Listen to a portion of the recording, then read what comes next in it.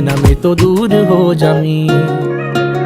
ओ सागर दियां छल्लां वांगू जिंदगी है बड़ी टेढ़ी मेढ़ी, किथे लैके चलीए जावे पता नहीं कुछ भी की है कहंदी। उच्चिया लम्मिया पहाड़ा वांगू दिसदी नेड़े दूरिया रहिंदी, जिथे कोई सार ना होवे बारिश भी है उत्थे पैंदी। देखा ना जे तैनू मेरे दिल नू साली चैन नहीं पैंदी, जो हुंदा चंगे लई हुंदा दुनिया एवें झूठिया कहंदी। उड़ जांदे जद पंछी मुड़े उन्हां नू घर दी लोड़ नहीं पैंदी। ना तू किते खो जावी, ना तू किते खो जावी, जिवें बदलां दे ओले होया चन्न, ना मैं तो ओले हो जावी तू गल मेरी मन। मेरा लगना नहीं जी लगना नहीं मन, ना मैं तो दूर हो जावी ना।